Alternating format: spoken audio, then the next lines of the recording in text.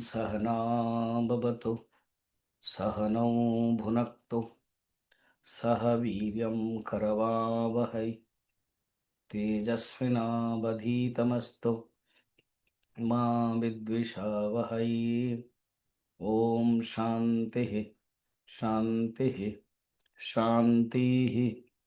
गुरुर्ब्रह्मा गुरुर्विष्णुः गुरुर्देवो महेश्वरः गुरुरेव परं ब्रह्म तस्मै श्रीगुरवे नमः।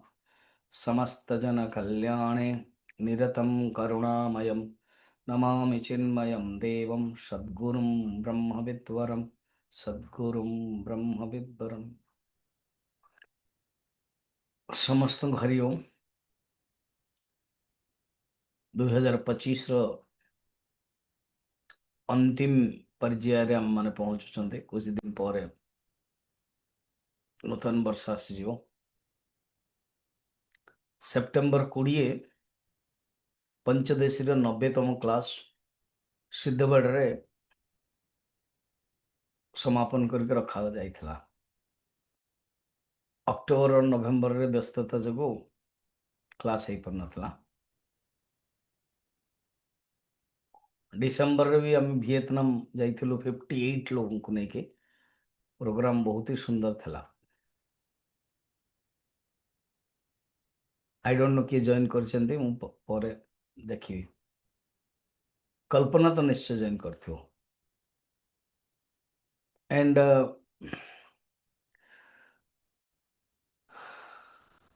एमती प्रत्येक मासर किसी ना किसी मोर व्यस्तता तो रोची।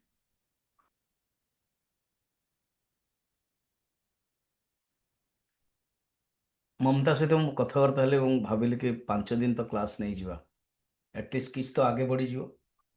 कारण विराट ग्रंथ को आम नेबा पई प्लानिंग करदेले आपको न्याय दृष्टि समय जदि न देबा तो असुविधा हो। और अनभ्यास शास्त्र विषम। अभ्यास जदि करवानी शास्त्र फिर गहन हो। जमी आप देखिए गोटे घरे जदि आप कौन बोधे कम जदि करवानी से बढ़ी बढ़ी बढ़ी बढ़ी जीव पहाड़ भाया लगे। आपण मो मत दिजन जाक असुविधा हो। तो से भाविली एटलिस्ट 5 दिन भी हो 25टा श्लोक तो जापर। एणु आज आरंभ हो 15 रु 19 पर्यंत। कारण 20 मत भुवनेश्वर जगन्नाथ पुरी जीवार अच्छे। मु धीरे धीरे आपण मानक प्रोग्राम कहबी मोर। अच्छा प्रत्येक दिन बर्तमान भजन गाइबानी कहीं भजन रो 5-7 मिनट चली जाऊे। तो डायरेक्ट मु क्लास आरंभ करी। एवं वर्तमान एत दिन 2 मास पर्यंत व्यवधान जो आमको आउ थे धरिया पड़ो। लिंक विचार मोर मन अच्छी 43 पर्यंत श्लोक जाइए।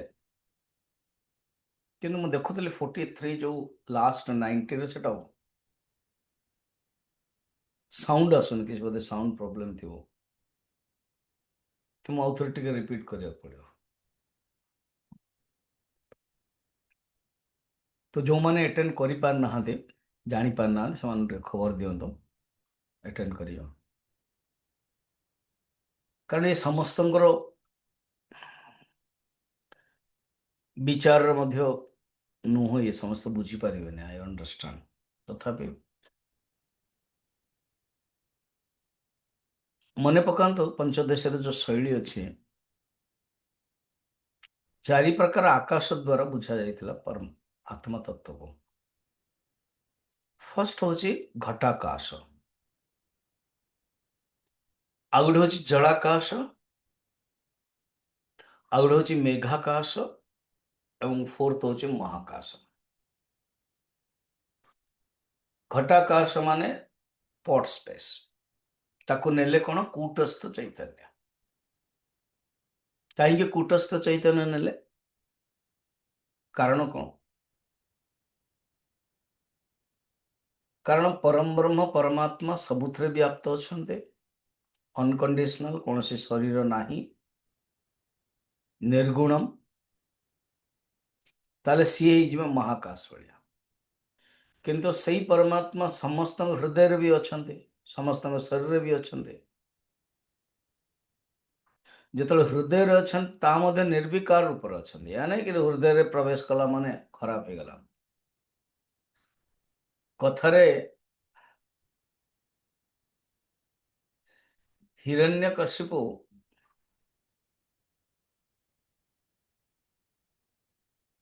ହିରଣ୍ୟାକ୍ଷ ବୋଧ ପରେ ନୃସିଂହ ଅବତାର ବରାହ ଅବତାରର ହିରଣ୍ୟକଶିପୁ ହିରଣ୍ୟାକ୍ଷର ପତ୍ନୀ ଏବଂ ନିଜର ମା କୟାଧୁ ଆଦିକୁ ବହୁତ ସୁନ୍ଦର ଉପଦେଶ ଦଉଛନ୍ତି। ଦେଖନ୍ତୁ ଯିଏ ବି ଉପଦେଶ ଦବ ଓରିଜିନାଲି ବହୁତ ସୁନ୍ଦର। ଆପଣ ଅନେକ ପାର୍ଟି ପଲିଟିକ୍ସରେ ମଧ୍ୟ ଯେତେବେଳେ ଉପଦେଶ ଦଉଛନ୍ତି ଭାରତକୁ ନେଇ କରୁଛନ୍ତି, ସବୁ ବଢିଆ କହୁଛନ୍ତି। ଯେତେବେଳେ ପ୍ରାକ୍ଟିକାଲ କଲା ବେଳକୁ ଭିତରେ କିଏ ଗଦ୍ଦାରୀ କରୁଛି ଅଲଗା କଥା। ସେମିତି ଉପଦେଶ ଦେଇକି ସେ କହୁଛନ୍ତି ଇଏ ପରମାତ୍ମା ଯୋଉ ବିଷ୍ଣୁ ନା ଭଲ ଥିଲା। ଆଚ୍ଛା, ଯେତେବେଳେ ଅବତାର ନେଇଗଲା ନା ସେ ସେଇ ଦିନଠୁ ଖରାପ ହେଇଗଲା। ବड़ा ଇଣ୍ଟରେଷ୍ଟିଂ। ବରାହ ଅବତାର ନେଇକି ମୋ ଭାଇକୁ ଯୋଉ ମାରିଲା ତା ଦିନ ଠାରୁ ସେ ଖରାପ ହେଇଯାଇଛି। ଆଉ ମୁଁ ଖୋଜୁଛି ସେ ମିଳୁନି, ଲୁଚିକି ଡରିକି ଲୁଚିକି ରହୁଛି। ଆଧ୍ୟାତ୍ମିକ ଦୃଷ୍ଟିରେ ହିରଣ୍ୟକଶିପୁ ବହିର୍ମୁଖର ବ୍ୟକ୍ତି, ବହିର୍ମୁଖ ପରମାତ୍ମାକୁ ଖୋଜିବ ମିଳିବ ନାହିଁ।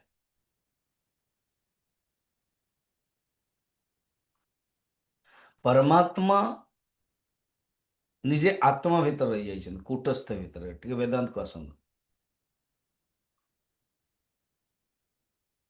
ପରମାତ୍ମା ସର୍ବବ୍ୟାପୀ ଯେତେବେଳେ ଆତ୍ମା ଭିତରେ ରହୁଛନ୍ତି ସେ କୂଟସ୍ଥ ହେଇଯାଉଛନ୍ତି।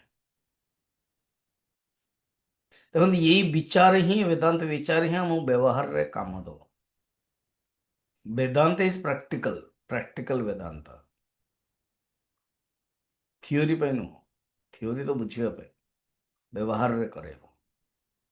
ମୁଁ ହଉଛି ଶୁଦ୍ଧ ବୁଦ୍ଧ ନିତ୍ୟ ମୁକ୍ତ ଆତ୍ମା ସ୍ୱରୂପ, କିନ୍ତୁ ମାୟା ଯୋଗୁ, ବାସନା ଯୋଗୁ ଶରୀରକୁ ଯେତେବେଳେ ଆଇଡେଣ୍ଟିଫାଇ କରିଦଉଛୁ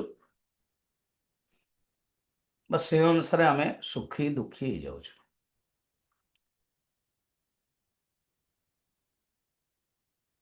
ଆଚ୍ଛା ସ୍ୱାମୀଜୀ, ସେ ହିରଣ୍ୟ କଶିପୁ କଥା କହୁଥିଲେ ସେଟା ମୁଁ ସମାପନ କଲେନି। ଆରେ ବାବା, ସିଏ ତାର ବୁଝଉଥିଲା କି ପରମାତ୍ମା ବିଷ୍ଣୁ ଯିଏ ସେ ଭଲ ଥିଲା, ଅବତାର ନେଲା ପରେ ଖରାପ ହେଇଗଲା। ଏଇଟା ତାରି ମତ।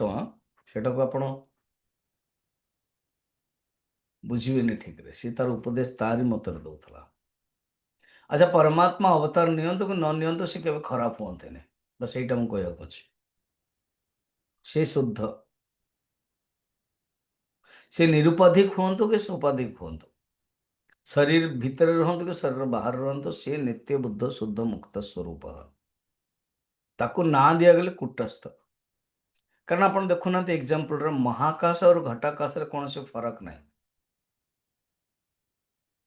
ମହାକାଶ ଯେତେବେଳେ ଘଟ ଦ୍ୱାରା ଆବୃତ ହେଇଯାଉଛି ତାହା ହେଉଛି ଘଟାକାଶ। ଇଏ ନାଇଁ କି ମହାକାଶରୁ ଘଟାକାଶ ତିଆରି ହେଲା, ଇଏ ନାଇଁ କି ମହାକାଶ ବଡ ଘଟାକାଶ ଛୋଟ, ଆମେ ମାନେ ନାଁ ଦେଇଛନ୍ତି। ମହାକାଶ ଦୃଷ୍ଟିରୁ ଘଟାକାଶର କୌଣସି ଅସ୍ତିତ୍ୱ ନାହିଁ। ବ୍ରହ୍ମ ଦୃଷ୍ଟିରୁ କୂଟସ୍ଥର ନିଜର ସ୍ୱତନ୍ତ୍ର ସତ୍ତା ନାହିଁ। ଆମେ ବୁଝିବା ପାଇଁ କୂଟସ୍ଥ କୁହାଯାଇଛି। ତାର କାରଣ ହଉଛି ଯେମିତି ବ୍ରହ୍ମ ନିର୍ଗୁଣ ନିରାକାର ଅସକ୍ତ, ସେମିତି କୂଟସ୍ଥ ମଧ୍ୟ ଅସକ୍ତ। ଏଇଟା ବୁଝିବା ପାଇଁ। ଆଚ୍ଛା, ଅନୁଭବ କରିବାକୁ ପଡିବ କୂଟସ୍ଥ, ମାନେ ବ୍ରହ୍ମକୁ ମୁଁ କୂଟସ୍ଥ ରୂପରେ ଅନୁଭବ କରିବି। ଦ୍ୟାଟ୍ ଇଜ କଲ୍ଡ ଅହମ୍ ବ୍ରହ୍ମାସ୍ମି। ମୁଁ ହିଁ ବ୍ରହ୍ମ ଅଟେ।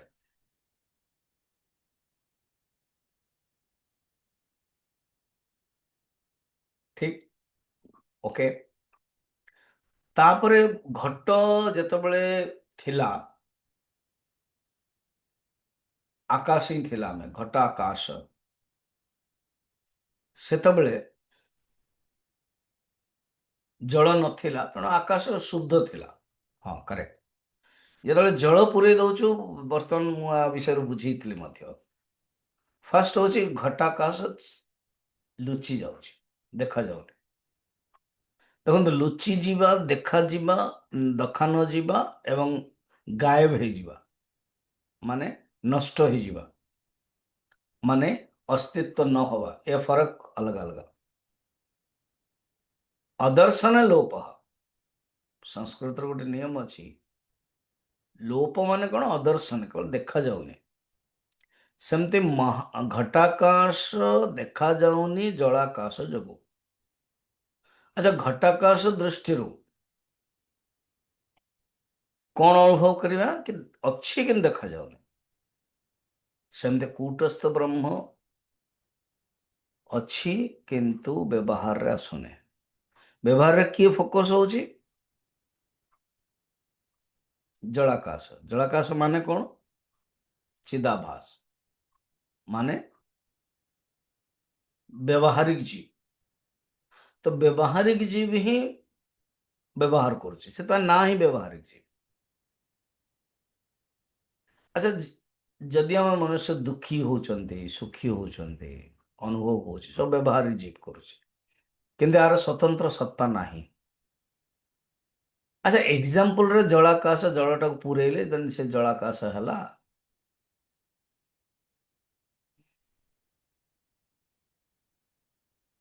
କିନ୍ତୁ ଜଳାକାଶରେ ମଧ୍ୟ ଅସ୍ତିତ୍ୱ ନାହିଁ ନା, ଦେଖାଯାଉଛି କିନ୍ତୁ ତାର ନାହିଁ, ଆଭାସ ମାତ୍ର। ସେଥିପାଇଁ କୁହାଯାଏ ଚିଦାଭାସ। ସେମିତି ଇଏ ଜୀବ, ଇଏ ଫୋକସ ହଉଛି କୂଟସ୍ଥ ଯୋଗୁଁ ହିଁ। ଭାବନ୍ତୁ ତ, ଏକ୍ସାମ୍ପଲରେ କୂଟସ୍ଥ ନଥାନ୍ତା, ଘଟାକାଶ ନଥାନ୍ତା, ଜଳାକାଶ ହେଇଥାନ୍ତା କି? ଆରେ ଘଟାକାଶ ଯୋଗୁଁ ହିଁ ଜଳ ହିଁ ଭର୍ତ୍ତି ହଉଛି। ଘଟ ହିଁ ନଥିବ ତ ଜଳ କେମିତି ଭର୍ତ୍ତି ହବ? ବର୍ତ୍ତମାନ ମୋ ପାଖରେ ଏଇଟା ଗୋଟେ ଅଛି, ଏଇଟାରେ ମୁଁ ଜଳ ପୁରେଇବି, ରହିପାରିବ କି? ନାହିଁ। କିନ୍ତୁ ଯେତେବେଳେ ଘଟ ଅଛି ତ ନିଶ୍ଚୟ ହିଁ ଜଳ ଭର୍ତ୍ତି ହେଇଛି। ଯେମିତି ଏ ଗ୍ଲାସଟି ହେଲା, ଆକାଶ ଅଛି ବୋଲି ତ ଜଳ ରହିଲା ନା। କିନ୍ତୁ ଏ ପେପର ୱେଟ୍ରେ କାହିଁ ରହିଲାନି? କାରଣ ସେଟା ଆକାଶ ନାହିଁ, ଫ୍ଲାଟ୍ ଅଛି।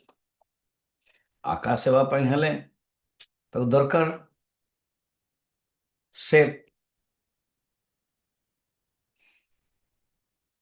ତ ଘଟାକାଶ ଯୋଗୁ ଜଳ ଅଛି ଏବଂ ଜଳାକାଶ ଅଛି। କୂଟସ୍ଥ ଯୋଗୁ ଅନ୍ତଃକରଣ ଅଛି ଏବଂ ଅନ୍ତଃକରଣରେ ପ୍ରତିବିମ୍ବିତ ଆକାଶ ଚିଦାଭାସ ଦେଖାଯାଉଛି। କିନ୍ତୁ ଚିଦାଭାସ କଣ କରୁଛି? ଇଜ୍ ସ୍ନାଚଡ ବାଇ ଦି ଚିଦାକାଶ ସବ ଟୋଟାଲ ଅଲ୍ प्रॉपर्टी।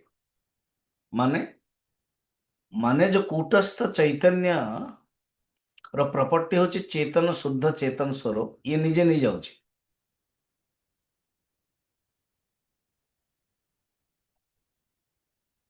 ଠିକ ନା? ଇଏ ହଉଛି କଥା।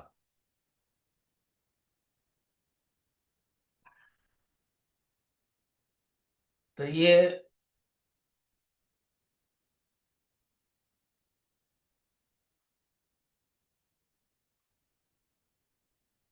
ଏଣୁ ୟା ବିଷୟରେ ଚିନ୍ତନ କରିବା ପାଇଁ କହୁଛନ୍ତି। ଆଚ୍ଛା, ଦୁଇଟା ଗଲା, ଆମେ ଦୁଇଟା ଡିସ୍କସନ କରୁଛନ୍ତି। ମେଘାକାଶକୁ ନଉଛନ୍ତି ଈଶ୍ୱର ଏବଂ ମହାକାଶକୁ ନଉଛନ୍ତି ନିର୍ଗୁଣ ନିରାକାର। ଠିକ? ତ ଇଏ ଚାରୋଟି କହିଲା ପରେ ବର୍ତ୍ତମାନ ବୁଝଉଛନ୍ତି, ଦେଖ, ଏ ଯୋଉ କୂଟସ୍ଥ ଚୈତନ୍ୟର ସ୍ୱରୂପକୁ ବୁଝିବା ପାଇଁ ହେଲେ କୂଟସ୍ଥକୁ କେବେ ଇଦମ ରୂପରେ ବ୍ୟବହାର ହବନି। ଏବଂ ଟପିକ ଆସିବ ଇଦମ କଣ? ଗୋଟେ ମିନିଟ।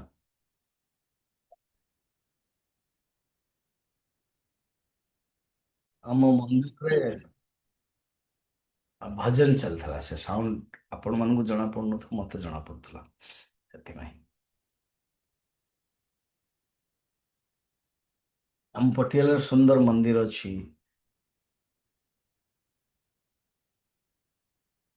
ମୁଁ ମାର୍ଚ୍ଚ ମାସରେ ଗୋଟେ କ୍ୟାମ୍ପ କରୁଛି ପଟିଆଲାରେ, ମାର୍ଚ୍ଚ 28 ରୁ 28, 29, 30, 31।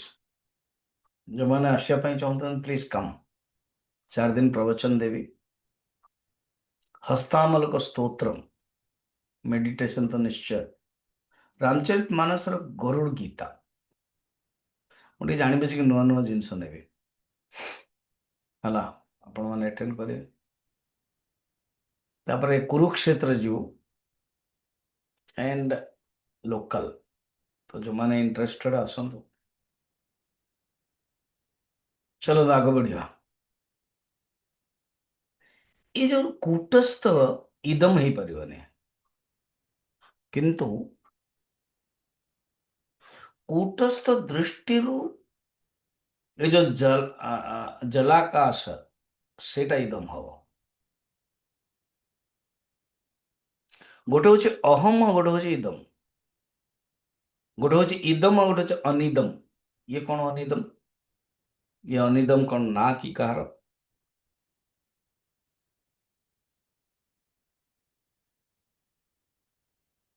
ଅନିଦମ ମାନେ ଯୋଉଟା ଇଦମ ନୁହଁ, ଯୋଉଟା ଅହମ। ତ ଇଏ ଗୋଟେ ବିଚାର କରିବା ପାଇଁ ଚାହୁଁଛନ୍ତି, କୂଟସ୍ଥ ଯିଏ ଅହମ, ସିଏ ଅହମ और ବାକି ସବୁ ଇଦମ। ଦେନ୍ ସେ କହୁଛନ୍ତି ଦେଖ ନା, ଆମେ ବିଚାର କଲାବେଳେ ଏଇ ଯୋଉ ଇଦମ ମାନେ ଅନିଦମ କୂଟସ୍ଥ ପାଇଁ ସ୍ୱୟଂ ବ୍ୟବହାର ହଉଛି, ସ୍ୱୟଂ ଶବ୍ଦ। ତ ସ୍ୱୟଂ ଶବ୍ଦ ନିଜ ପାଇଁ ବ୍ୟବହାର ହୁଏ ଏବଂ ସ୍ୱୟଂ ଶବ୍ଦ ସିଏ ଅ, ସାମାନ୍ୟ ରୂପରେ, ଏବଂ ଯେ ଅହମତା ଅହମ ଶବ୍ଦ ବିଶେଷ ରୂପରେ ହେଲା। ଆଚ୍ଛା ଇଏ କଣ ସ୍ୱାମୀଜୀ, ବड़ा ଏମିତି ତ ବହୁତ ଦିନ ପରେ ଶୁଣିଲେ ଅସୁବିଧା ହବ, ଯଦି ବିଚାର ନହବ ଟିକେ ବୁଝି ହବନି। ଆପଣ ତ ଅଛନ୍ତି ବୁଝିବା ପାଇଁ। ୟେସ୍, ଭଲ ଭାବେ ଶୁଣନ୍ତୁ। ସିଏ ଗୋଟେ, ଆମେ ବ୍ୟବହାର କଣ କରୁଛୁ ଜୀବାତ୍ମା ପାଇଁ ଅହମ, କେତେବେଳେ ବड़ा ଅଜ୍ଞାନ ଯୋଗୁଁ କେତେବେଳେ କେମିତି କନଫ୍ୟୁଜନ କରାଉଛୁ। ଯେତେବେଳେ ଚେତନ ତତ୍ଵ ପାଇଁ ଆସୁଛି ଆମମାନଙ୍କୁ ଲାଗୁଛି, ସେତେବେଳେ ଆମେ ଅହମ କରୁଛୁ। ଫିର ଜୀବାତ୍ମା ପାଇଁ ଅହମ। ଆମେ ସବୁ ଜିନିଷରେ ଆମର ପିକ୍ ଆଣ୍ଡ ଚୁଜ୍ ଭଳିଆ ଯେତେବେଳେ ଆବଶ୍ୟକ ପଡୁଛି ସେତେବେଳେ ଅହମ ବ୍ୟବହାର କରୁଛୁ। ଏଇଠି ବେଦାନ୍ତ ବିଚାରରେ ବ୍ରହ୍ମ ମାନେ ପଞ୍ଚଦଶୀରେ ସିଏ ଡେପ୍ଥରେ ଯାଉଛନ୍ତି। କଣ କହୁଛନ୍ତି? ଯୋଉ କୂଟସ୍ଥକୁ ହିଁ ଆମେ ସ୍ୱୟଂ ରୂପରେ ବ୍ୟବହାର କରିପାରିବା, ବାକି ଯୋଉ ଅହମ ବିଶେଷ ଧର୍ମ। ଆଚ୍ଛା, ହଁ, ଗୋଟେ ହଉଛି ସାମାନ୍ୟ ଧର୍ମ ଆଉ ଗୋଟେ ହଉଛି ବିଶେଷ ଧର୍ମ। ତ ସ୍ୱୟଂଟା ହଉଛି ସାମାନ୍ୟ ଧର୍ମ ଏଣ୍ଡ ଅହମଟା ବିଶେଷ ଧର୍ମ। ଏମିତି ଅହମ 4 ପ୍ରକାର ମନେ ଥିବ। ଗୋଟେ ହଉଛି ଜୀବାତ୍ମା ଅହମ। ଓକେ,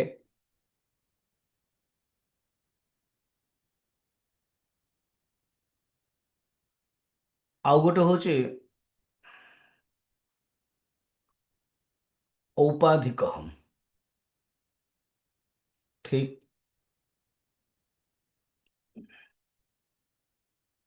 ନା ଜୀବାତ୍ମା ଅହମ ହଉଛି କୌଣସି ଶରୀର ଉପାଧି ସହିତ କନେକ୍ସନ ନାହିଁ। ଆକୁ ବୁଝିବା ପାଇଁ ମୁଁ ଟିକେ କାହାଣୀ ବୁଝଉଛି। ଚିତ୍ରକେତୁ ଜଣେ ରାଜା ଥିଲେ। କୃତିଦ୍ୱତୀ ତାଙ୍କର ବଡ ରାଣୀ ଏବଂ ଅନ୍ୟାନ୍ୟ 1000 ରାଣୀ ଥିଲେ। ପୁତ୍ରଶ୍ରୀ ଯଜ୍ଞ କଲେ, ଅଙ୍ଗିରା ଋଷି କହିଲେ ତୁମ ଭାଗ୍ୟରେ ପୁତ୍ର ନାହିଁ, ନହେଲେ ଯେମିତି ହେଲେ ଆପଣ କରିଦିଅନ୍ତୁ, ଆପଣ ସର୍ବସମର୍ଥ। କହିଲେ ଠିକ ଅଛି, ପୁତ୍ର ହବ କିନ୍ତୁ ସୁଖ ଏବଂ ଦୁଃଖର କାରଣ ହବ। ତମକୁ ସୁଖ ବି ଦେଇଦବ ଏବଂ ଦୁଃଖ ମଧ୍ୟ ଦବ।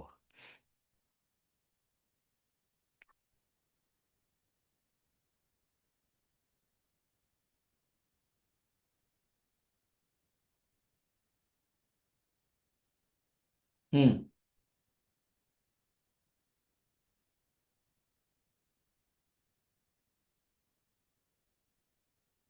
ଦେନ୍ ଦେନ୍ ପୁଅ ହେଲା, ରାଜା ଆସକ୍ତି ହେଇଗଲେ। ଅନ୍ୟାନ୍ୟ ରାଣୀ ମାନେ ସୌତି ହଡ଼ା ହେଇକି ବିଷ ଦେଇଦେଲେ, ପୁଅଟି ମରିଗଲା। ଦୁଃଖୀ ହେଲେ, କାନ୍ଦିଲେ। ଅଙ୍ଗିରା ଋଷି ଏବଂ ନାରଦଜୀ ଆସିଲେ, ବୁଝଉଛନ୍ତି, ସେ ଶୁଣୁନାହାନ୍ତି।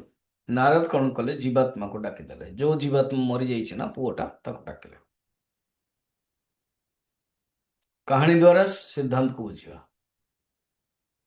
କହିଲେ, ଜୀବାତ୍ମା, ନା ହଁ, ନା ତମ ବାପା ତମକୁ ଚାହୁଁଛନ୍ତି, ତମେ ଆସ।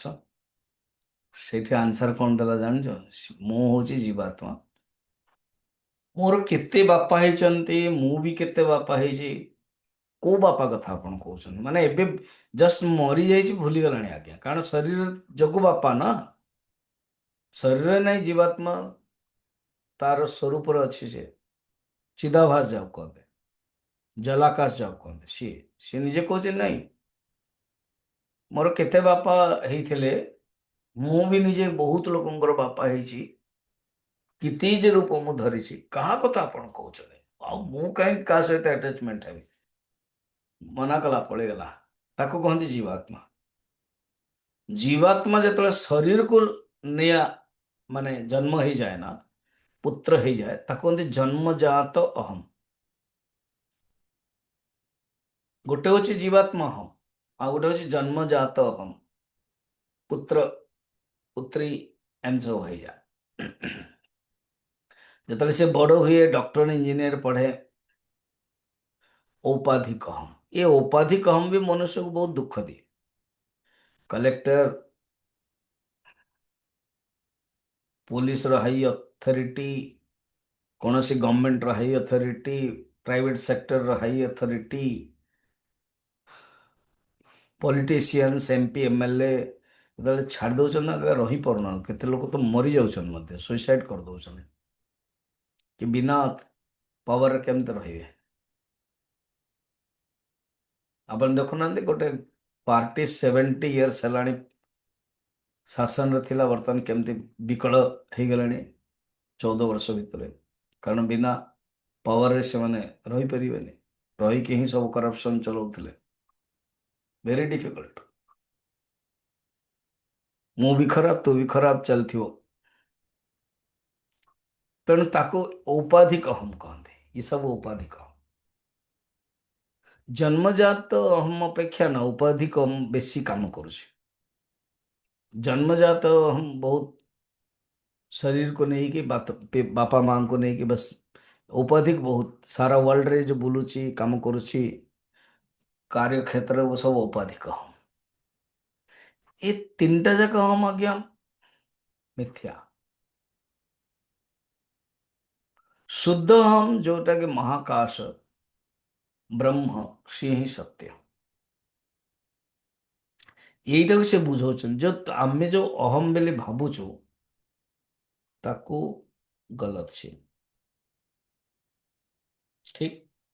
ଏବେ ବି ଗୋଟେ ପ୍ରଶ୍ନ ଅଛି, 39ରେ ପ୍ରଶ୍ନ ଅଛି। ନାଇଁ ନାଇଁ, ଆପଣ ଯୋଉ କହୁଛନ୍ତି ନା, ନା ହଁ, ଏ ଯୋଉ ସ୍ୱୟଂ ଶବ୍ଦ ଆପଣ କୂଟସ୍ଥ ପାଇଁ ବ୍ୟବହାର କରୁଛନ୍ତି ସାମାନ୍ୟ ରୂପରେ, ଏବଂ ଅହମ୍ ଶବ୍ଦ ବିଶେଷ ରୂପରେ କରୁଛନ୍ତି। ଏ ସ୍ୱୟଂ ଶବ୍ଦ ସବୁଥିରେ ବ୍ୟବହାର ହଉଛି। କେମିତି ନା, ଦେବଦତ୍ତ ସ୍ୱୟଂ ଯାଉ। ଜଣେ ଯେତେବେଳେ ଗୁରୁ ବା ଅଫିସର ଆଦେଶ ଦଉଛି, ଦେବଦତ୍ତ ସ୍ୱୟଂ ଯାଉ। ଜଣେ ଅଫିସର ଆଉ ଜଣଙ୍କ ଅଫିସର କହୁଛି ଜଣ ତୃତୀୟ ବ୍ୟକ୍ତି ପାଇଁ, ତମେ ଦେବଦତ୍ତ କୁ ଦେଖିବ କି ସେ ସ୍ୱୟଂ ଯାଏ, ସ୍ୱୟଂ ଯିବ। ତ ଏଇଠି ମଧ୍ୟ ସ୍ୱୟଂ ହେଲା। ଫିର ଦେବଦତ୍ତକୁ ଡାକିଲେ, କହିଲେ ଦେବଦତ୍ତ, ନା ତୁମେ ସ୍ୱୟଂ ଯାଅ, ମଧ୍ୟମ ପୁରୁଷ। ସେଇଟା କଣ ପ୍ରଥମ ପୁରୁଷ। ଦେନ୍ ଦେବଦତ୍ତ କହିବ, ହଁ ମୁଁ ସ୍ୱୟଂ ଯିବି, ମୁଁ ସ୍ୱୟଂ ଏ କାମ କରିବା ପାଇଁ ସମର୍ଥ, ମୁଁ ସ୍ୱୟଂ ଏ କାମ କରିବା ପାଇଁ ଅସମର୍ଥ। ତ କହୁଛନ୍ତି, ଦେଖିଲେ ସ୍ୱୟଂ ତିନିଟାରେ ବ୍ୟବହାର ହେଇଯାଉଛି। ତେଣୁ ଆପଣ ଏମିତି କେମିତି କହିବେ? ଉତ୍ତମ ପୁରୁଷ, ମଧ୍ୟମ ପୁରୁଷ ସବୁଥିରେ ବ୍ୟବହାର ହେଇଯାଉଛି। ये स्वयं ପାଇଁ ଅହମର ବ୍ୟବହାର ବି ହଉଛି, ଅନ୍ୟ ପାଇଁ ନୁହଁ। କହୁଛନ୍ତି ଆରେ ବାବା ଆମେ ବ୍ୟାକରଣ ଦୃଷ୍ଟିରୁ ଅଲଗା ଅଲଗା ମଧ୍ୟମ ପୁରୁଷ ପ୍ରଥମ ପୁରୁଷ ହଉଛି, କିନ୍ତୁ ଦେଖିବାକୁ ଗଲେ ସ୍ୱୟଂ ଶବ୍ଦ ଆତ୍ମା ପାଇଁ ହିଁ ବ୍ୟବହାର ହଉଛି। ସ୍ୱୟଂ ଏବଂ ଅହମ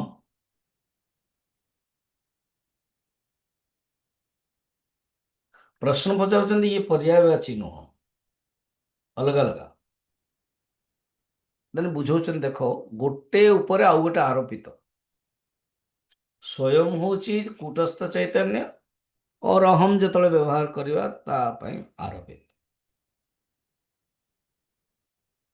ବର୍ତ୍ତମାନ 41 ନମ୍ବର ଶ୍ଲୋକରେ 41 ଆପଣମାନଙ୍କ ପାଖରେ ଯେ ବହି ଥିବ ଆପଣ ଦେଖିବେ, କହୁଛନ୍ତି ପୂର୍ବ ପକ୍ଷୀ କହୁছে ଯଦିଓ ଅହମତାରୁ ସ୍ୱୟଂତା ଭେଦ ଆପଣ କରୁଛନ୍ତି, ସ୍ୱୟଂକୁ କହୁଛନ୍ତି ସାମାନ୍ୟ, ଅହମକୁ କହୁଛନ୍ତି ବିଶେଷ। ଯଦିଓ ଭେଦ ଅଛି, ହୁଁ,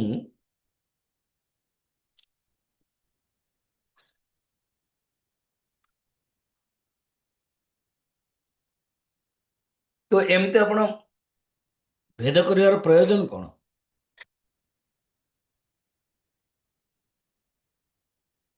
ଆରେ ବାବା ସ୍ୱୟଂ ଯୋଉ ଅଛି ସେ ହଉଛି କୂଟସ୍ଥ, ସିଏ ନଷ୍ଟ ହୁଏନି। ଦେଖୁନ ସ୍ୱୟଂ ଦେବଦତ୍ତ ଯିବ, ସ୍ୱୟଂ ତୁମେ ଯାଅ, ସ୍ୱୟଂ ମୁଁ ଯିବି, ତିନିଟା ଜାଗାରେ ସ୍ୱୟଂ କମନ ରହିଲା। ସେ ହଉଛି କୂଟସ୍ଥ ଚୈତନ୍ୟ ପାଇଁ ସ୍ୱୟଂ ବ୍ୟବହାର ହୁଏ। ଏ ଯୋଉ ଅହମ ଟା ପରିବର୍ତ୍ତନ ହୁଏ। ଆଚ୍ଛା, ତାହେଲେ ଆପଣ ସ୍ୱୟଂକୁ କୂଟସ୍ଥ ପାଇଁ କହୁଛନ୍ତି, ଏହା ହିଁ ଆପଣଙ୍କର ଲକ୍ଷ୍ୟ ନା? ହଁ, ମୋର ଏହା ହିଁ ଲକ୍ଷ୍ୟ। ତ ଏ ସ୍ୱୟଂ କହିଲା ମାନେ କଣ କିଛି ବତଉଛନ୍ତି? ହଁ ୟେସ୍, କଣ ଅନ୍ୟତ୍ୱର ନିବାରଣ କରାଉଛନ୍ତି। ମାନେ ଅହମ କହିଲା ମାନେ ଇଦମ ନାହିଁ। ହଁ ହଁ, କାରଣ କହିଲା ମାନେ କାର୍ଯ୍ୟରୁ ଅଲଗା, ସୂକ୍ଷ୍ମ କହିଲା ମାନେ ସ୍ଥୂଳରୁ ଅଲଗା, ସୂକ୍ଷ୍ମ କହିଲା ମାନେ ସ୍ଥୂଳର ବ୍ୟାବର୍ତ୍ତକ, ବ୍ୟାବର୍ତ୍ତକ ନେଗେଟିଭ, ପ୍ରତିପକ୍ଷୀ।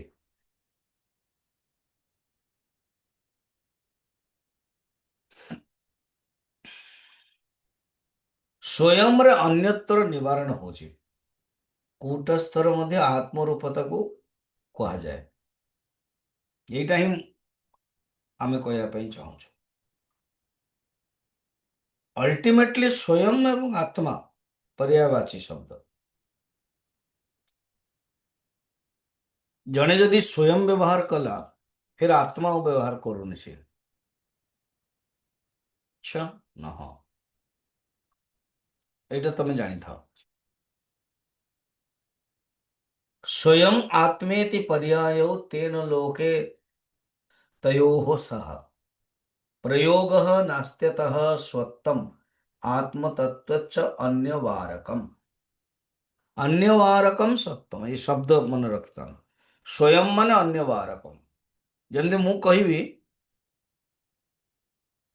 କି ମୋ କ୍ଲାସରେ ବର୍ତ୍ତମାନ ଯୋଉ କ୍ଲାସରେ ଏତିକି ଲୋକ ଅଛନ୍ତି ତମେ ଥିଲ କି? ହଁ ମୁଁ ସ୍ୱୟଂ ଥିଲି ନା। ପରିବାରର 2 ଜଣ ଲୋକ ଶୁଣୁଛନ୍ତି,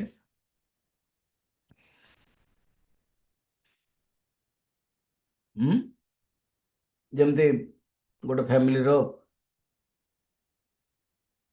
କାହ୍ନା ଆଉ କୁନି ଶୁଣୁଛନ୍ତି, ଉଦୟ ଆଣ୍ଡ ଭାରତୀ ଶୁଣୁଛନ୍ତି। ତ ମୁଁ କୁନିକୁ ପଚାରିଲି ତୁ ଥିଲୁ ନା? ହଁ ମୁଁ ଆପଣଙ୍କର କୋ ହୋଷ୍ଟ ଥିଲି ନା। ଯେତେବେଳେ ମୁଁ ଥିଲି କହୁଛି ସିଏ କାହ୍ନାକୁ ନିବାରଣ କରୁଛି, ଇଏ ହଉଛି ଅର୍ଥ ନାଇଁ, କିନ୍ତୁ ମୁଁ ବି ଅଛି କାହ୍ନା ବି ଅଛି ୟା ନୁହଁ। ଫିର କାହ୍ନାକୁ ପଚାରିବ ସେ କହ ୟେସ୍ ମୁଁ ଅଛି। ତ ସ୍ୱୟଂ ଶବ୍ଦ ଅନ୍ୟକୁ ନିବାରଣ କରୁଛି, अर्थात आत्मा शब्द अनात्मा को निवारण कराଉଛି। ये प्रयोजन स्वयं मान आत्मा, स्वयं आत्मा एक अर्थ तो व्यवहार होଉଛି। संसार मध्य ଯେତେବେଳେ ସ୍ୱୟଂ ଅଛି ଫେର ଆତ୍ମା ଆଉ ବ୍ୟବହାର କରୁନା ନା ସ୍ୱୟଂ ଆତ୍ମା ମୁଁ କହୁଛି ଏମିତି ସବୁ ବ୍ୟବହାର ହୁଏନି ସ୍ୱୟଂ ମୁଁ କହୁଛି ସ୍ୱୟଂ ଶବ୍ଦ ଆତ୍ମା ପାଇଁ ବ୍ୟବହାର ହଉଛି ଠିକ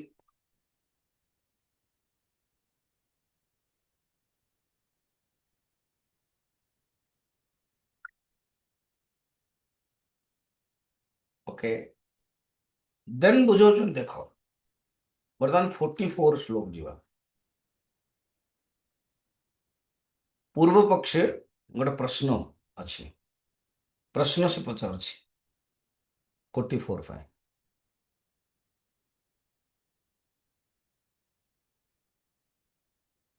ପୂର୍ବ ପକ୍ଷୀ କଣ ପଚାରୁଛି ତା ପାଇଁ ଉତ୍ତର ଦଉଛନ୍ତି ସେ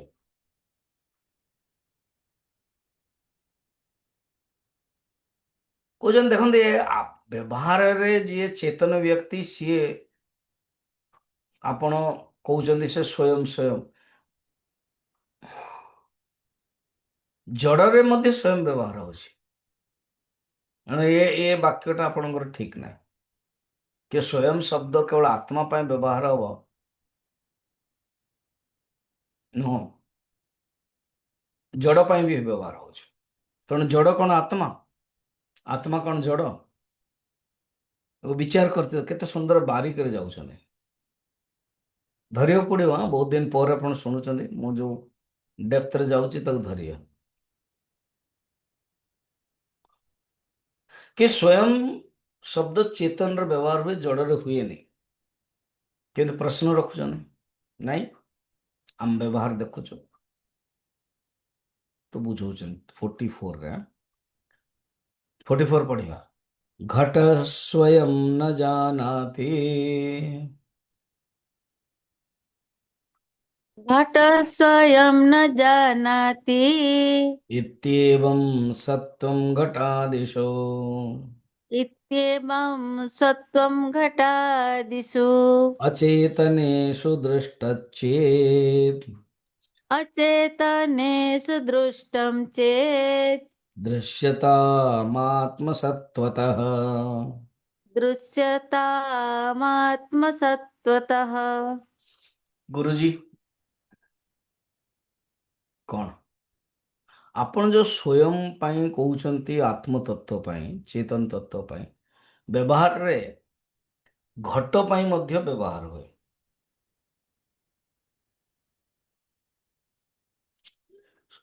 ଘଟ ସ୍ୱୟଂ ଜାଣେ ନାହିଁ ଦି ପଟ୍ itself doesn't know तो स्वयं माने कौन itself himself myself जहां सेल्फ लगी जाऊचे से स्वयं स्वयंता सेल्फनेस ओ एमिति ना हो ତେଣୁ ଆମେ ବ୍ୟବହାରରେ ଜଡ଼ ବସ୍ତୁରେ ମଧ୍ୟ କହୁଛୁ ଘଟ ସ୍ୱୟଂ ଜାଣେ ନାହିଁ ତ ଏ ତ ହଉଛି स्वयं घट स्वयं न जानाति इत्येवं सत्त्वं घटादिषु ये तो देखिବାକୁ ମିଳେ ଆପଣ କେମିତି କହୁଛନ୍ତି ସ୍ୱୟଂ କେବଳ ଆତ୍ମତତ୍ତ୍ୱ ପାଇଁ ବ୍ୟବହାର ହଉଛି ସ୍ୱୟଂ କେବଳ ଚେତନ ତତ୍ତ୍ୱ ପାଇଁ କୂଟସ୍ଥ ପାଇଁ ବ୍ୟବହାର ହଉଛି ସ୍ୱୟଂ ତ ବ୍ୟବହାର ହଉଛି ଘଟ ଆଦିରେ ପ୍ରଶ୍ନ ଉପରଟା ହଉଛି ପ୍ରଶ୍ନ 44 ନମ୍ବର ଯାଆନ୍ତୁ ମୁଁ ଏତିକି ଭୂମିକା ଦେଲା ପରେ 44 ଆଜିର ଟପିକକୁ ଗଲି କହୁଛନ୍ତି କିଛି ଅସୁବିଧା ନାହିଁ ତ ନା ଆପଣଙ୍କୁ କିଛି ଅସୁବିଧା ନାହିଁ ନା ସେଇଠି ଯୋଉ ସ୍ୱୟଂ ଘଟ ଜାଣି ନାହିଁ ମତେ ଯୋଉ ଆମକୁ ଯୋଉ କୁହାହଉଛି ହଁ ସେଇଠି ସ୍ୱୟଂ ଏକ୍ଜିଷ୍ଟେନ୍ସ ସତ୍ ଭାବରେ ଅର୍ଥରେ ନିଆଯାଉଛି ଆଚ୍ଛା କେମିତି ଆପଣ ସ୍ୱୟଂକୁ ଏପରି ଆତ୍ମା କହୁଥିଲେ ଫିର ଆପଣ ସତ୍ତା କହୁଛନ୍ତି ଆରେ ବ୍ୟବହାର କିଏ କରୁଛି ନିଜେ ତ ଘଟ କରୁନି ନା ଘଡ଼ା କରୁନି ଆମେ ବ୍ୟବହାର କରୁଛେ ଏବଂ ଆମେ ଯେତେବେଳେ ବ୍ୟବହାର କରୁଛୁ ଘୋଡ଼ା ପାଇଁ ତ ଅସ୍ତିତ୍ୱକୁ ନେଇକରି ବ୍ୟବହାର କରୁଛୁ ନା ସ୍ୱୟଂ ଘଟ ନିଜେ ଜାଣୁନାହିଁ अस्तित्व नहीं कह बस ये आमर मेन पॉइंट अस्तित्व को बस अस्तित्व ही आत्मा केमती आपण बर्तन आपण चेतन कहूले फिर अस्तित्व सत आ, तो बेसिक नॉलेज जानिनु कि आत्मार लक्षण ना कौन कहूना मन पकाउनी अरे आत्मा सच्चित आनंद ना हाँ तो मु बर्तमान चैतन्य तत्व को प्रकट करूली हाँ एवं तुरंत घट शब्द सत शब्द को प्रकट करेली हाँ कारण घटरे चेतनता नाही तमें घटरे आत्मा नहीं अरे घटरे आत्मा नहीं केमती घटरे सतत्व अच्छी ना सबुथिरे सबु पदार्थ रे सतत्व अच्छे से बाहर हो भीतर हो जो स्वयं व्यवहार करा सतत्व को नहीं करा सद्भाव अचेतनेषु दृष्टश्चेत् दृश्यत्व आत्म सत्वतः सतत्व सतत्व माने सत्वतः 44 नंबर सद्भाव अस्तित्व अस्तित्व को नहीं करा जाउछि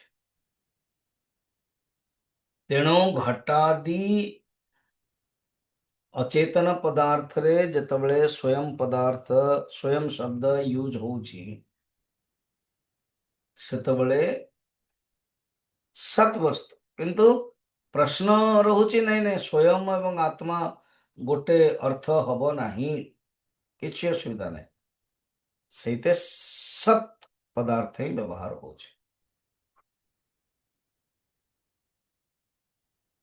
स्वयं शब्द आत्म शब्द पर्यायवाची जो आपण कहउछन्ते ठीक नाही सेटा अलग अलग घट स्वयं जानी नाही सेटा तो जड़ हो गला सेटा को उत्तर दउछन्ते कहछन देख आउ टिके विचार करिवु ना केते शैली रे जाउछन जानिछन्ते कोन कहते जड़ और चेतन ये विभाजन किए कला आत्मदृष्टि थोड़ी शब्द आनले जड़ काठार मुहर पूर्व पक्ष क्वेश्चन स्टूडेंट मुहर स्वयं और जड़ बस देन जड़ और चेतन विभाजन कर कहते जड़ और चेतन ना इवन मॉडर्न साइंस कहते in sentient sentient there are no two words only one is there only divide आमे माने ही डिवाइड करूछु ए कथाटा 45 रे देखुछन आज आमे ए श्लोकटा को देखिया चेतना चेतन भिदा चेतना चेतन भिदा कूटस्थात्मकृता नहीं कूटस्थात्मकृता नहि किंतु बुद्धिकृता भास किन्तु बुद्धिकृता भास कृतिवत्यवगम्यताम् कृतैवेत्यवगम्यताम्। ये चेतन एवं अचेतन भेद कूटस्तर थोड़ी अच्छी तुम्हें जो कहूल नाई नाई घट हूँ जड़ हाँ, गुरुजी हाँ आपण ही तो वेदांतर मत पढ़े पढ़े जड़ चेतन सब बुझे शरीर हूँ जड़ अपि अचेतन आपण मैंने जहाँ हमको वेदांत पढ़ेले आम से अनुसार कहूँ एबे आपण कहउछन नाही जड़ चेतन भेद ना एमती केमती आपण हमको सब बुझे तेज आमर संस्कार पड़े अरे ये प्रारंभिक अवस्था रे जड़ चेतन अलग अलग करा जाए किंतु आत्मदृष्टि चेतन जड़र विभाजन नहीं नहीं आत्मा सचित चित्त हो चेतन स्वरूप से मध्य सत चेत जो कह जाउची सत जो कह जाउची असत दृष्टि सत कहगला जड़ दृष्टि चेतन कहगला सप्तरे कौन सी आत्मार विभाजन नहीं दृष्टि रे कहगला अच्छा एमती कथा हाँ चेतन एवं अचेतन भेद कूटस्थरे नहीं कौटी हुए बुद्धिर अधीन चिदाभास हुए ओ जो घटाकाश एवं जलाकाश आपण देखुना एग्जांपल रे जलाकाश जो जल आसिला से जल निर्मल कि मैला एटा घटाकाश रे हबो कि ଘଟାକାଶ ନିର୍ମଳ ମଇଳା ଏମିତି କହିପାରିବା? ଜଳରେ କହିପାରିବା। ଜଳ ହଲୁଛି ଏବଂ ଜଳ ସ୍ଥିର କହିପାରିବା। କିନ୍ତୁ ଘଟାକାଶ, ଯୋଉ ଆକାଶ, ଘଟ ଭିତରେ ଆକାଶ ହଲୁଛି, ସ୍ଥିର କହିପାରିବା? ହଁ କହିପାରିବା। କେମିତି? ଘଟଟାକୁ ହଲେଇନ୍ତୁ। ଆରେ ଘଟଟାକୁ ହଲଉଲେ ଘଟ ହଲୁଛି, ଆକାଶ ହଲୁନି। ନାଇଁ ନାଇଁ, ଘଟ ଭିତରେ ଆକାଶ ହଲୁଛି, ଏଇ ତ ଅଜ୍ଞାନତାର। ଆକାଶ ବିଲକୁଲ ହଲିବନି ସେ। କିନ୍ତୁ ହଲୁଛି ଦେଖାଯାଉ ନା, ଘଟ ହଲୁଛି, ଆକାଶ ହଲିବନି। ତୁ ବିଚାର କର। ନା ମତେ ତ ଦେଖାଯାଉଛି ଘଟ ହଲୁ, ତତେ ଦେଖାଯାଉଛି, ଏଇ ତୋର ଭ୍ରାନ୍ତ ଧାରଣା। ତୁ ବିଚାର କରୁନୁ, ସାଇଣ୍ଟିଷ୍ଟ ମାନଙ୍କୁ ପଚାର। ଆକାଶ ବିଲକୁଲ ହଲିବନି। ଓ ମୁଁ ଏପର୍ଯ୍ୟନ୍ତ ଭାବିଥିଲି ଘଟ ହଲେଇଲେ ତ ଘଟାକାଶ ହଲିବ, ବିଲକୁଲ ନାହିଁ। ଆଚ୍ଛା, ଏବେ ବୁଝିଲେ କଣ? ଯେମିତି ଘଟାକାଶରେ ମଇଳା ଏବଂ ନିର୍ମଳ ନାହିଁ, ହଲିବା ନ ହଲିବା ନାହିଁ, ସେମିତି କୂଟସ୍ଥ ଆତ୍ମାରେ ଚେତନା ଆଉ ଜଡ଼ ନାହିଁ। ଓ, ସୁଖ ଦୁଃଖ ବି ନାହିଁ। ସୁଖ ଦୁଃଖ ମନର ଲକ୍ଷଣ। ଫିର ଆତ୍ମା କଣ ନା? ଆତ୍ମା ତ ସୁଖ ସ୍ୱରୂପ। ସୁଖ ଦୁଃଖ ଏବଂ ସୁଖ ସ୍ୱରୂପ ଏ ଅଲଗା ଜିନିଷ। ସୁଖ ଦୁଃଖ ମନର ଧର୍ମ, ମନର ଲକ୍ଷଣ। ସୁଖ ଏବଂ ଦୁଃଖ ବସ୍ତୁ ସହିତ କନେକ୍ସନ, କିନ୍ତୁ ଆନନ୍ଦ ସ୍ୱରୂପ, ସୁଖ ସ୍ୱରୂପ ବସ୍ତୁ ସହିତ ନୁହେଁ। ଉପନିଷଦ ଗଙ୍ଗା ଆନନ୍ଦ ମୀମାଂସାରେ ଏହା ହିଁ କୁହାଯାଇଛି। କଣ? ତୁମେ ସୁଖ ସ୍ୱରୂପ, ବସ୍ତୁରେ ସୁଖ ନାହିଁ, କିନ୍ତୁ ଆମେ ସୁଖ ସ୍ୱରୂପ ଜାଣିନୁ ବୋଲି ଆମେ ଖୋଜୁଛୁ। ଯେତେବେଳେ ସୁଖ ସ୍ୱରୂପ, ତାକୁ ଏମିତି କାହାଣୀ ରୂପରେ ଦେଖନ୍ତୁ। ଭଗବାନ ଯେତେବେଳେ ସୁଖ ତିଆରି କଲେ, ସେତେବେଳେ ସେ ରଖିବେ କୋଉଠି? କହିଲେ ପାହାଡ଼ରେ ରଖିବେ ତ ମନୁଷ୍ୟ ପାହାଡ଼କୁ ପଳେଇବ। ଚନ୍ଦ୍ର ରଖିଲେ ମନୁଷ୍ୟ ଚନ୍ଦ୍ରକୁ ପଳେଇବ। ମଙ୍ଗଳରେ ରଖିଲେ ମଙ୍ଗଳକୁ ପଳେଇବ। ହିରଣ୍ୟକଶ୍ୟପ ଖୋଜି ଖୋଜି ବୈକୁଣ୍ଠ ପାଇଁ ପଳେଇଲା। ଭଗବାନ ଶୋଇଥିଲେ, ଦେଖିପାରିଲାନି, କହିଲା ଭଗବାନ ନାହାନ୍ତି। ସୁଖକୁ କଣ କଲେ? ହୃଦୟ ଭିତରେ ରଖିଦେଲେ। ସୁଖ ଯୋଉ ଆତ୍ମସ୍ୱରୂପକୁ ହୃଦୟ ଭିତରେ ସବୁଆଡେ ଖୋଜୁଛି, ନିଜ ହୃଦୟ ଭିତରେ ଖୋଜୁନି। କସ୍ତୁରୀ ମୃଗ ସବୁଆଡେ ବାସନା ହଉଛି, କସ୍ତୁରୀ ମୃଗକୁ ସବୁଆଡେ ଖୋଜୁଛି, କିନ୍ତୁ ଦେଖିଲା ବେଳକୁ ସିଏ ବିଲକୁଲ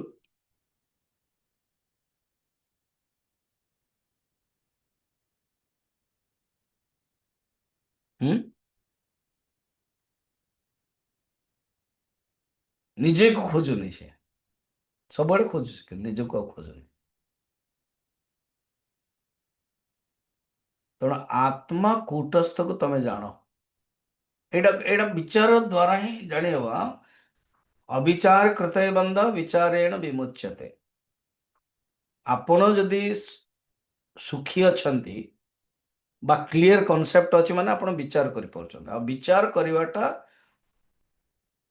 ଦିଟା ଉପରେ ନିର୍ଭର, ତିନିଟା ଉପରେ ନିର୍ଭର। ଆଚ୍ଛା, ପ୍ରଥମେ କହିଲେ ଦିଟା, ଏବେ ତିନିଟା କହିଦଉଛନ୍ତି ନା। ଆଚ୍ଛା, କଣ କଣ ତିନିଟାକୁ କୁହନ୍ତୁ। ଫାର୍ଷ୍ଟ ହଉଛି ଭଗବତ କୃପା। ଭଗବତ କୃପା ଯୋଗୁଁ ବିଚାର କରିପାରୁଛନ୍ତି। ଆଚ୍ଛା ନା? ହଁ। ସେକେଣ୍ଡ ହଉଛି ଗୁରୁ କୃପା। ଗୁରୁ କୃପା ଯୋଗୁଁ ବିଚାର ହେଇପାରୁଛି। ଯଦି ଆପଣ ବିଚାର କରିପାରୁଛନ୍ତି, ତ ଜାଣନ୍ତି ଭଗବତ କୃପା ବି ଅଛି, ଗୁରୁ କୃପା ଅଛି। ଆଉ ଥାର୍ଡ ହଉଛି ପୂର୍ବ ଜନ୍ମର ପ୍ରାରବ୍ଧ। ପ୍ରାରବ୍ଧ ନଥିବ, ଗୁରୁ ବି କଣ କରିପାରିବେ? ଭଗବତ ବି କଣ କରିପାରିବେ? ଫୋର୍, ସ୍ୱାମୀଜୀ ଆପଣ ଥାର୍ଡ କହିଥିଲେ, ଫିର ଫୋର୍ଥ ଯାଉଛନ୍ତି। ଆରେ ବାବା, ପ୍ରାରବ୍ଧ ଯୋଗୁଁ ଆପଣଙ୍କର ପୁରୁଷାର୍ଥ ବି ସେ ଅନୁସାରେ ହବ। ପ୍ରାରବ୍ଧ ଭିତରେ ପୁରୁଷାର୍ଥ ଅଛି। ପ୍ରାରବ୍ଧ ନାହିଁ, ପୁରୁଷାର୍ଥ କରିପାରିବେନି। ତ ଆପଣ ଥାର୍ଡ କରିବେ ନା ଫୋର୍ଥ? ଫୋର୍ଥ କରିଦଉନା, କଣ ଅଛି ଅସୁବିଧା? ଆପଣ ଯୋଉ ଶୁଣୁଛନ୍ତି, ପୁରୁଷାର୍ଥ କରିବେ, ଆତ୍ମକୃପା। ତ ଚାରୋଟି ଫ୍ୟାକ୍ଟର ଯୋଗୁଁ ଆପଣ ବିଚାର କରିପାରିବେ। ଭଗବତ କୃପା ଦରକାର, ଗୁରୁ କୃପା ଆବଶ୍ୟକ, ଆପଣଙ୍କର ପୂର୍ବ ଜନ୍ମର ପ୍ରାରବ୍ଧ ଏବଂ ଏଇ ଜନ୍ମର ପୁରୁଷାର୍ଥ, ଚାରୋଟି ହେଲେ ଯାଇକି ବିଚାର କରିପାରିବେ। ଚାରୋଟି ଯଦି ନହବ, ବିଚାର କରିପାରିବେନି। କ୍ଲିୟର? ତେଣୁ ବେଟା କଣ ये जो जड़ और चेतन जो तत्व जो ଲାଗୁଛି ନା ଯୋଉ ଦ୍ୱନ୍ଦ, ये आत्म तत्वरे ନାହିଁ। ये भेद ଯେତେ ସବୁ ଅଛି ଆତ୍ମ ତତ୍ୱରେ ନାହିଁ। ସତ ଅସତ ଅଲ୍ଟିମେଟଲି ଦେଖିବାକୁ ଗଲେ ଆତ୍ମା ସଚ୍ଚିଦ ଆନନ୍ଦ ଇଏ କେବଳ ଲକ୍ଷଣ, ଇଏ ତାର ସ୍ୱରୂପ ଲକ୍ଷଣ, ସିଏ ସବୁଥିରୁ ପରେ। ଭେଦ ଚେତନ ଅଚେତନ ଇଏ ନାହିଁ। ଭେଦ ଆଉ ଏ ଯୋଉ ଚେତନ ଅଚେତନ ଭେଦ କାହାର ଯୋଗୁ ହୁଏ, କେମିତି ହଉଛି କି ଭେଦ? କୂଟସ୍ଥ ଚୈତନ୍ୟରେ କୌଣସି ଭେଦ ନାହିଁ, ଚିଦାଭାସରେ ଭେଦ ଅଛି। ମୁଁ ଏକ୍ସାମ୍ପଲଟା ମନେ ରଖିଥିବା, ଘଟାକାଶରେ ଚାରିଟା ଜିନିଷ ମନେ ରଖିଥିବେ।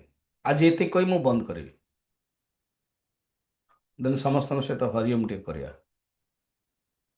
ଆକାଶରେ ଚାରିଟା ଜିନିଷ ନାହିଁ ଘଟାକାଶରେ। ଘଟାକାଶରେ ମାନେ ଯୋଉ ଘଟ ନା,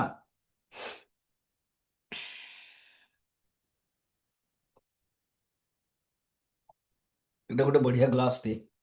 ମତେ ଏଇ ଯୋଉ ସେପ୍ଟେମ୍ବର ମୁଁ ଯାଇଥିଲି, ଜଣେ ବ୍ରହ୍ମଚାରୀ ଯୋଉ କୋର୍ସ କରୁଛନ୍ତି ସିଦ୍ଧବାଡର, ସେଥିପାଇଁ ଦେଖନ୍ତୁ ଭଗବାନ କୃପାରେ ସମସ୍ତଙ୍କ ପାଖରେ ବହୁତ ଜିନିଷ ଅଛି।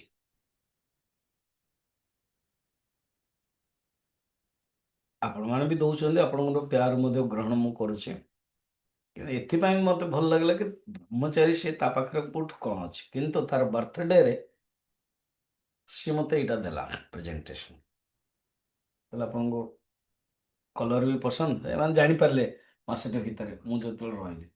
ଏବଂ ମୁଁ ମଧ୍ୟ ତା ପାଇଁ ବାର୍ଥଡେରେ କେକ୍ ଫେକ୍ ଆଣିକି କଟାକଟି କଲୁ। ତ ବର୍ତ୍ତମାନ ପାଣି ଅଛି, ପାଣି ନଥାଉ, ପାଣି ନଥିବାର ଏକ୍ସାମ୍ପଲ ଏଇ ଯୋଉ କପ୍ ଅଛି, ଏ କପ୍ରେ କପ୍ ଆକାଶ, କପାକାଶ, ଘଟାକାଶ। ଏ ଘଟାକାଶ ଯୋଉଟା ଅଛି, କୁହନ୍ତୁ ତ ଏଇ ଚାରୋଟି ଜିନିଷ ଅଛି କି ଆ ଭିତରେ? ହଲୁଛି କି? ହଁ ସ୍ୱାମୀଜୀ ହଲେଇଲା ନା, ଆପଣ ଏବେ ଉପରେ ରଖିଥିଲେ ତଳେ। ଆରେ ଏଇ ବାବା ଏଇଟା ହେଲା, ଇଏ ଆକାଶ ହଲିବନି। ଆକାଶ ଆଉ ବାହାରର ଆକାଶ ସେମ୍, ସେ ହଲିବନି, ସ୍ଥିର, ଠିକ। ମଇଳା ବି ନାହିଁ, ନିର୍ମଳ ବି ନାହିଁ। କିନ୍ତୁ ଜଳ ଯେତେବେଳେ ପକେଇଦବା, ଜଳର ଲକ୍ଷଣ ସବୁ ଆସିବ, ମଇଳା, ନିର୍ମଳ, ହଲିବା, ଏସବୁ ହବ। ସେମିତି ଶୁଦ୍ଧ ବ୍ରହ୍ମ କୂଟସ୍ଥରେ କୌଣସି ଲକ୍ଷଣ ନାହିଁ, ଅହଂକାରରେ ହୁଏ। କୂଟସ୍ଥରେ କାହିଁକି ନାହିଁ ପ୍ରଶ୍ନ ହବ। ଏ ଅହମରେ ହେଇଯାଉଛି, କୂଟସ୍ଥରେ କାହିଁକି ନାହିଁ, ତାକୁ ଆମମାନେ କାଲି ଦେଖିବା ହେଲା। ମୁଁ ଜାଣିବୁଝିକି ଆପଣଙ୍କ ପାଇଁ ଏତିକି ବନ୍ଦ